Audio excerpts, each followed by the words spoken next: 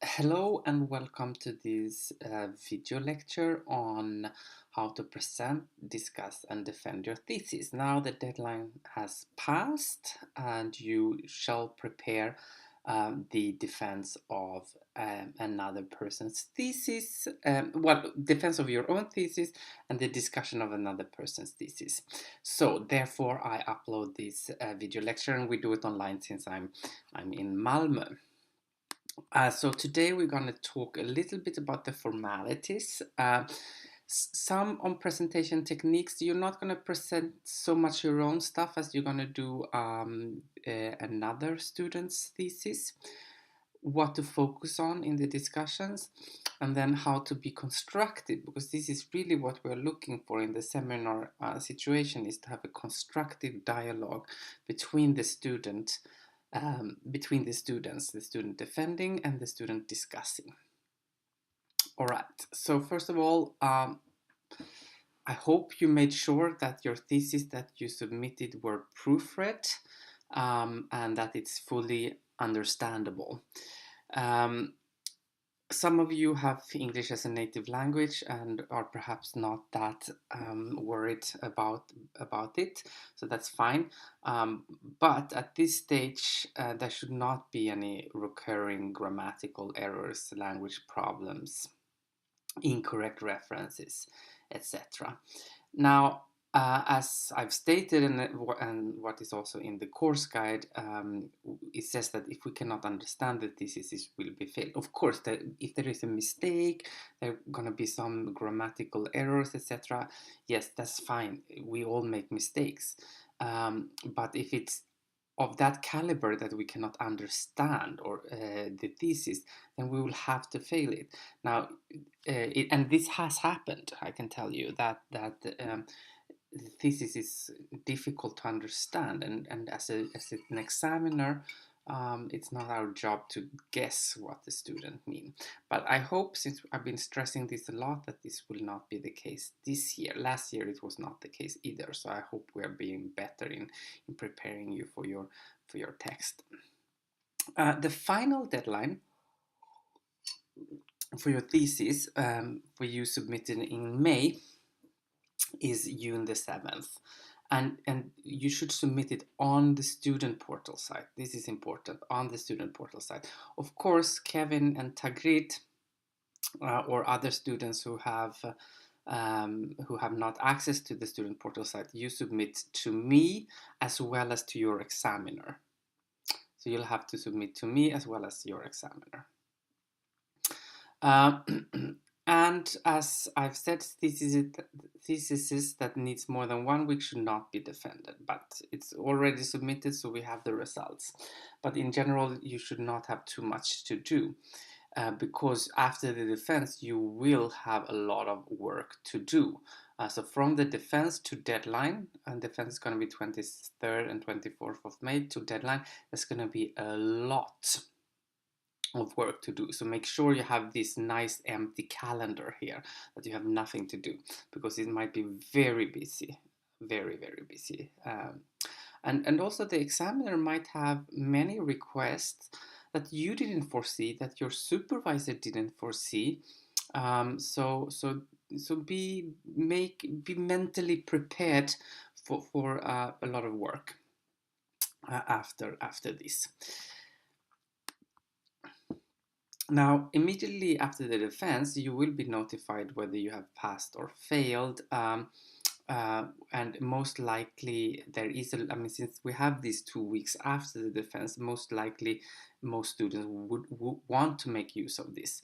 So this often then results in that most theses have something that they need to work with, or perhaps if there is a very good thesis, the students really would like to work on it for a pass with distinction. So normally we don't, I have never had any students wanting to be, or that any thesis is passed directly without any comments, that the examiner have nothing to say, or that the student don't want to use these 2 weeks afterwards.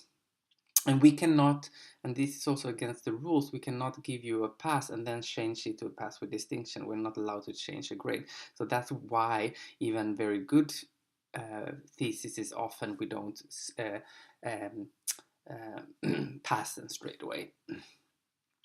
So students often make use of these 2 weeks and work with them. And then it's the examiner. I mean, this is the most important person after the defense is the examiner, not the supervisor. There is also detailed in the course guidelines the differences between the examiner and the supervisor or advisor. So look at this if you are worried. But this is the examiner's comments that you work with, not the supervisors. And the examiner will discuss with the student during the defense, and we also are trying out a new model now where the examiner sits down with the student straight after the defense. And then the examiner sends the students a report, which is a summary of the comments and outlining what the students need to do with the thesis. And this is sent to the student within 1 day, 24 hours from the defense. But do make sure that the examiner gets your email, the email you want him or her to email you on. So make sure that and the examiner can be forgetful and forget to ask this. So do make sure that you give this to the examiner.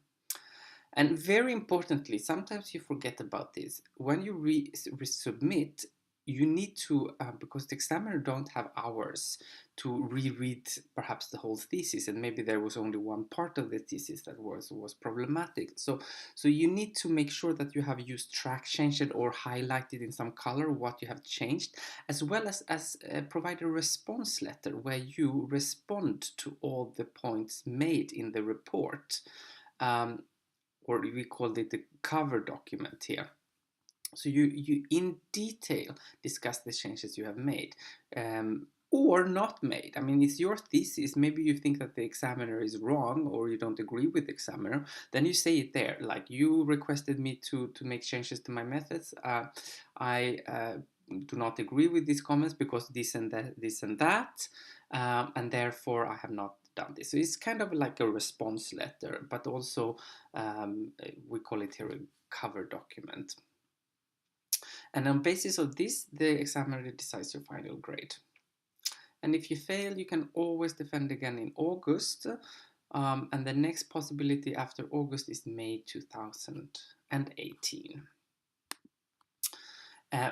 If or when you have passed your thesis, you need to upload this on Diva, which is in a PDF version. And that also means that it becomes publicly available in the Diva system. And you will not get your grade until you have done this in Diva. You have the link to the web page there, so you can see how to make it published in Diva. And I basically I know there is some questions about this. I just put here I know nothing, but the admin knows a lot about this. So talk to the nice ladies in the administration, Sophie and Clara. They will help you if there is any problems. But you need to do this before you will get your final grade. And also the examiner has, according to the rules and the agreement with the student union, 25 days. To grade you after final submission. So that's in July, but I guess normally most of the examiners will be ready before midsummer when most of us go on vacation. But do note that we have 25 days, and that is from June the 7th if you submit. Hopefully it will be quicker, but we can use this time if we need it. Some of us has many theses to examine, so be aware of that. And here you also have the link to where you can publish it.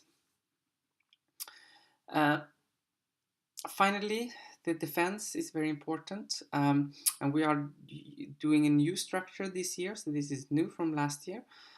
Where you defend your thesis and discuss it with a fellow student. This is mandatory. You will not get and one component of this course. So you will not get a grade if you don't do this. And also, if you resubmit in August, this means you have to do this again. So for every time you defend, you also have to discuss another student's thesis. So the structure of it is very simple. The author is given 1 minute to state last minute correction. And then the discussant, the student, presents the master thesis. Very shortly, only 5 minutes. We have shortened this quite substantially. So very briefly, research questions, result, what was the method, and perhaps, I mean, 5 minutes is longer than you think, but it's not that long. So very briefly. And then, yeah, the author is asked if this is correct, if there is some mistakes in this presentation. And then the main part is when there is a constructive discussion between the author and the discussant. And here the discussant or the opponent starts with what is most important and work its way down. We've only put 20 minutes here because we have more time for the examiner in this new model, which is 20 minutes. Now the examiner could, if she thinks that the discussion between the student and the student opponents is very good, extend that section or not. But do make sure you cannot discuss everything that's within 20 minutes. You have to start with the most pressing. Do not start with the introduction, because perhaps you don't even get your way to the analysis if you follow the structure of the thesis. Take what you think is the most pressing to discuss and see how much you get to discuss. You also bring all your points with you in 2 copies that you give to the students whose thesis you discuss, as well as to the examiner. Students are also invited to ask audience the audiences are also invited to ask questions, but this rarely happens. Okay, so immediately, and this is the new thing here, immediately after the defense, the students can sit down even longer with the examiner. So we put away 30 minutes for this. Now, this is important because the examiner will be pretty much unavailable in the 2 weeks before resubmitting. So it's important that you use this time with the examiner to get clarified what you need to do to get the thesis passed or to get the grade you want. And really understands the examiner here. This will be a break for other students, so there will be slightly longer days during these examinations, because there will be 30-minute breaks between every examination. And yes, is the student pass or fail? This is what the examiner will tell him, and also tell the student, and also in detail what the students need to do to get either pass with distinction or to get a pass. And sometimes it might be difficult also to say that, because sometimes the changes required are so big that the examiner will say that yes, you have to make these changes, and then when you've made these changes, I'll have to read it again, and then we'll see. So it's not that you can get a guarantee that you'll get the pass with distinction or a pass if you do this, because perhaps the whole method section needs to be rewritten, and then that needs to be judged in relation to the other parts of the thesis. So there will be instances when the examiner will not be able to guarantee you, or the examiner will never be able to guarantee you a grade, but will be reluctant to give you this grade until you before having seen the final product. And then the written report. So within 24 hours, the written report is sent to the student as well, which is basis on the discussion in the defense, on basis on this 30 minutes discussion with the student. This will be emailed to the student. So make sure, we call this the report. So make sure the examiner gets your email address. All right, that's the formalities. And now to the other part of this lecture, how to present. And this, well, we're going to get to the discussion part, but first, how to present. Okay, presentation here, you're going to present another student's work. So always with presentations, it's important to think about who am I talking to? Who is there in the audience? And I use this quote a lot. I mean, Aristotle said, who puts something in the room um, is also going to determine how this is viewed upon. So you as a person is also important for what you say. So here you're in a situation where we have a master thesis defense. You know that there is an examiner there. An examiner who might also report on how you did as an opponent or discussant to your examiner. So this is important to know. You all have also a student who is very nervous, whose work you're going to discuss, etc. So this will of course influence on how you should present and the tone of your voice. You should be constructive, be nice, be friendly, etc. But still sharp and to the point, since you will be judged for your performance as well as a discussant. How long do I have? How much time do I have? And what am I going to say? This is important. You have very little time, 5 minutes for presentation and 20 minutes for discussion, and perhaps that 20 minutes gets extended by the examiner if she thinks it's appropriate. So focus on, so this is important, focus on the most important. And you always bring all your comments in print as well. So you have always bring that in 2 copies, one for the examiner and one for the student. So you can all these nitty gritties, spelling mistakes here and there, you can put in a paper that you hand over to a student. So focus on the constructive dialogue here, and focus on the major points. Major points that needs to be improved according to your view, because you don't have much time. So this is important to acknowledge when you present. How am I going to, we're going to talk about how to criticize or discuss constructively a little bit later in the lecture. But let's think about tools. Are you going to use PowerPoint slides? And if you're going to use technology, let the examiner know in advance, because maybe there needs to be some projector check before, etc. But do always have a backup. Always have a backup. This is something I've learned. Technology breaks down, so have a backup. Be prepared to do your things without the technology. If you're going to use PowerPoint, do not overload your slides. I mean, I use this here as an example of an overloaded slide. There is a bit too much information here, I think. 7 lines, I think, is the golden rules. And here we have 1, 2, 3, 4, 5, 6, 7. Here it should end it. You should not put too much into it. It becomes hard to read. Only black dots flying around on the screen. You get tired to focus as a viewer, etc. Also important is your voice and your eyes when you are presenting and discussing. Try to sound calm and constructive with your voice. Do not be too aggressive. Look at the people you are talking to. Also look at the audience, so the audience gets involved. Do not read out loud. Reading becomes very boring to listen to, but you could have notes to fall back on if you need.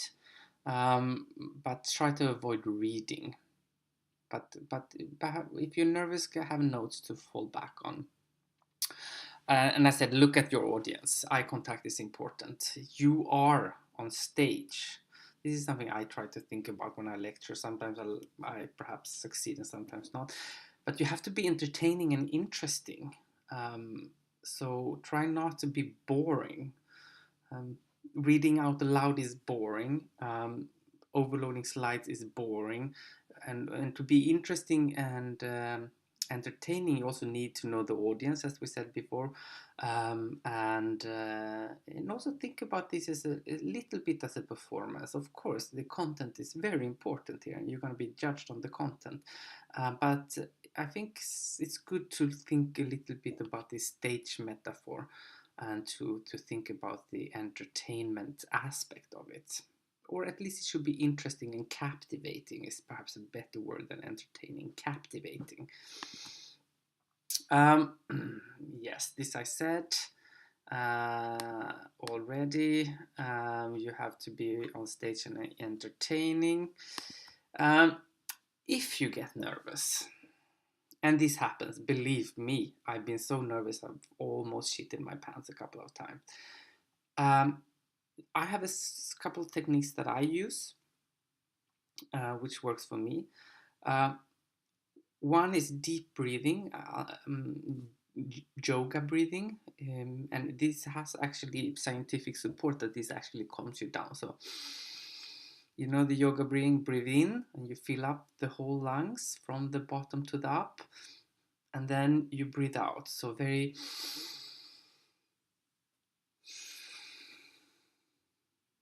it has scientific support that this actually calms you down and is used for people with sleeping problems, etc. So deep breathing is something that works for me, could work for you.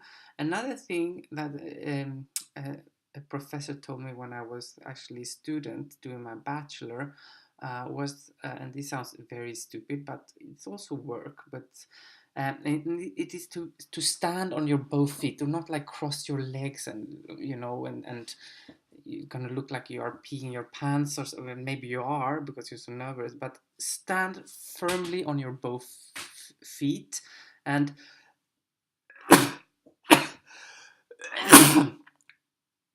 sorry. And use this metaphor that you are anchored to the stage, or to the, or if you sit, that you're like anchored to, you are really firm and standing, and yeah. So this works for me. Really stand firmly, or sit firmly, feel that you're part of the room and that you own the room. So stand firmly on both feet. And then sometimes, yes, we do get nervous, and one way of thinking of this that helps me is, so what? I mean, what if we get nervous? What if we get red in the face? What if we get to stutter a little bit? I mean, we have all been there, and we have all seen people being there. And people are on your side here. I mean, we are in a situation where we cooperate, even as the audience. I mean, we are sympathetic with you, and we want to listen to you, and we think you're important. And so we're going to help you as an audience if you get nervous. And it happens. It has happened to all, even your professors. And yes, I have many experiences of this. But it's not the end of the world if you get nervous. We all do get nervous, and we all may sometimes make a fool of ourselves. It's part of the parcel, so it's okay. Do not stress out about it. All right. So now let's move on to the role of discussant. We've already touched upon it as a little bit previously. And as I said, you need to act as a discussant, opponent. And this can be important for your final grade. Now, it's not that it's decisive, but in the case that you have a borderline case thesis, either borderline between pass or fail, or pass and pass with distinction, this is when your role as an examiner, as a discussant, becomes decisive, because then it can make it tip over to one or the other point. So this is an important part that could potentially have an influence on your grade.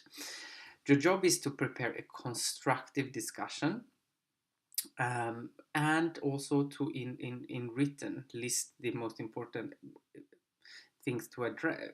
Well, sorry, I start over. You should prepare a constructive discussion, and also orally, but you should also bring this in print, in written, in two exemplars, two copies, one to be handed over to the student and one to the examiner. And you should start with the most important and work. I mean, I stress this: start with the most important. Do not start with the introduction and then the theory and then the method, etc., because then you will run out of time. So you start with what is most important according to you, and then you work your way down. And in the likely event that you will not have enough time to discuss everything, you always have the written copy of your critique, your comments that you hand over. And the written, of course, is very good for these nitty-gritty things: spelling mistakes here, unclear there, missed out reference there. So these things should also go into the written report, but also the major points of discussion. So this is what you should do as a discussant. What to discuss then? Well, look at the course guide. This gives you a very good indicator on what to discuss. And also the lecture on academic writing that I've uploaded, as well as the grading criteria that you also have in the course guideline. So, I mean, to give you some inspiration, what to discuss. I mean, is it clear what the study is about, why this is relevant? Is the aim clear? What are the goals? What does the author want to accomplish with this study? The research questions, are they answered to? Are they attended to at the end of the thesis? And the aim, does the student return to the aim in the thesis? The method, is this the method that the students use? Is that the best to answer the questions, etc.? The overview of the field, is this adequate? Is it enough? Is it are there anything missing here? Does the student author position him herself within the field? Do they say what they contribute to? Are they having this kind of independent criticality to their reading of the field? The theoretical framework or the analytical theories here. The theories used to discuss the analytical material, are these the best ones for the research questions? And the methods, are these the methods the best? Does the author operationalize the theoretical framework? Do they make them work for their empirical material that they have collected? Are there coding categories that resonate with the theoretical framework, for example? Is the study reliable in terms of enough information about the method so that the reader could go back and redo the study? Is the study valid? Is the author studying what she say she's studying? And are ethical issues adequately addressed? The empirical material, are they analyzed with the help of the analytical theories or the theoretical framework, or is it merely a result discussion? And is the analysis sound? Does it make sense? And the conclusion. Are the research questions answered? Are the results summarized? Is the aim fulfilled? So this gives you some idea. But what to discuss? I mean, there is plenty of things you could discuss. So it's really, I think, not. I don't think you will be in the position you have nothing to discuss. But this gives you an inspiration. And another inspiration is, of course, the grading criteria. Presentation and format, for example, grading criteria. You can look at them as well as the content criteria, which really resonate also with the what I discussed previously. But you have this in the course guideline. You can look at them as well. And critical judgment criteria, etc. And you have the the report how do you say, the report template in the course guideline as well, if you want to make use of them for your written report, for your written comments. So you can use that. So I think you will have plenty to discuss. Just be very important that you start with the most important. I keep nagging about this, but it often happens that the discussion run out of time and the most important things have not been discussed. Okay, finally then, how to create a constructive discussion. Well, you should not just list the number of errors or mistakes that needs to be corrected. That does not create a constructive discussion. By asking smart questions, so you really need to think about this. It's not just a matter of listing things that needs to be addressed and that you don't like with the thesis. You also need to think about how you are going to criticize this, or how you're going to create a dialogue around these issues. And by asking smart questions, which you need to work with these questions, you can get the student to reason together with you about things that you think could be ameliorated in the thesis. So in the sense, you become the midwife of the thesis, that you help the student deliver a better thesis. So it's not your baby. It's absolutely not your baby. It's the student's baby. And so it's important that you discuss what she sets out to do, aims to do.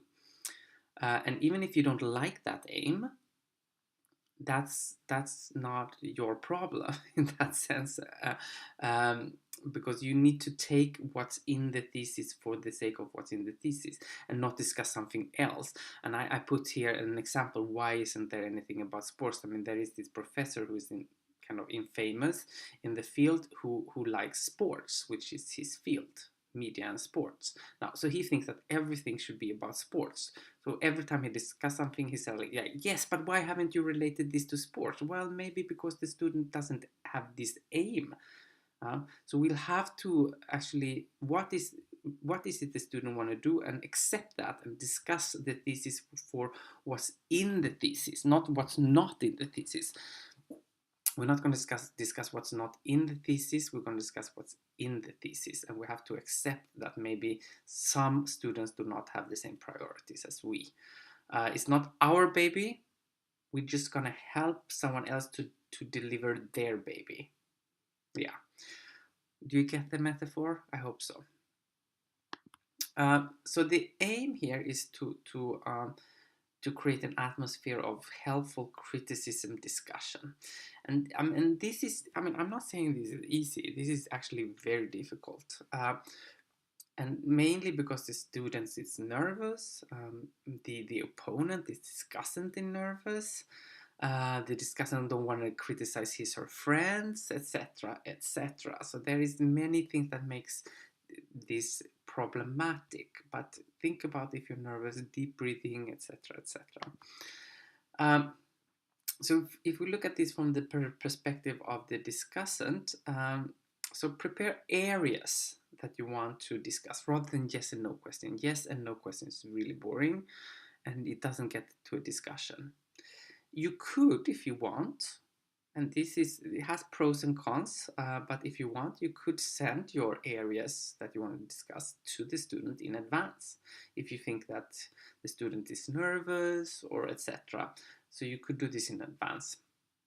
Or not if you don't want it, because you want to have a sharp discussion when it's happening live, then you don't send it, but you have this possibility. And it's important that you actually acknowledge all the work that has been done from the perspective of the student, and focus on what the defendant here, the student, has set out to do. Not about this. What about sports? Now, what is it she wants to achieve, and discuss it out of that. And think about the tone of your voice and your body language. I mean, some professor told me once, like, it's amazing how much you can critique if you do it with a friendly voice.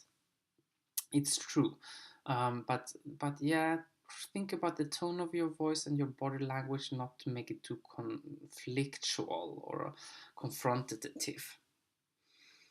So, and you are the leader of the discussion. So you are the one who are in charge here.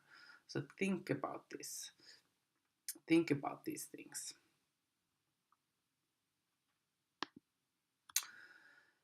I mean, for example, if there are things you think are completely wrong or preposterous, ask the student to clarify, develop his her thoughts instead of proclaiming you're wrong.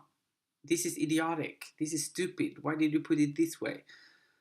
Instead, you can say like, I have a different reading of Habermas than you have on page.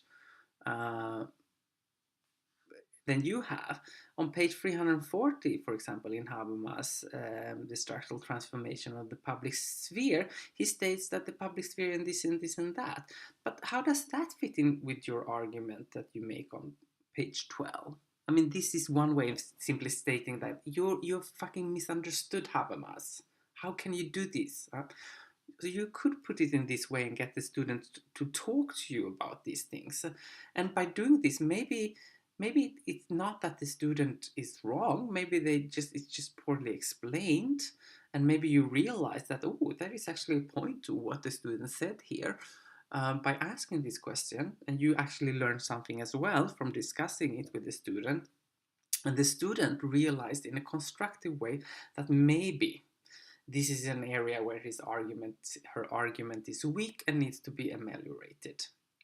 And something that often happens in this situation is that the discussant becomes nervous and starts to excuse himself. Oh, maybe I'm not understanding in this text, but I read it. I hate that. If you don't have not understood anything in your text, it's because it's poorly explained, or well, maybe it's not poorly explained, but it can be explained better. So do not excuse yourself for your reading. Do not never say like, oh, maybe I didn't understand. If you have not understood, then you have not understood. And you're not a stupid person. So this means that it could be better explained. So stand by your reading. Do not excuse your reading. Now, if we look at this from the perspective of the defendant, the student, okay, this is your thesis. It's your words that you have to stand by. You can never blame the advisor. This is very important. It's forbidden to say, but my advisor told me. You defended the thesis, no one else. If you don't agree with your opponent or don't understand what he or she means, ask him to clarify. Think about this discussion. Remember that it's a constructive discussion. I don't understand what you mean with this. Can you clarify? Your reading of Habermas is like this. I don't quite, I mean, you said you read it in this book here. Maybe you can send me a copy. I mean, yeah, really this constructive atmosphere we are after.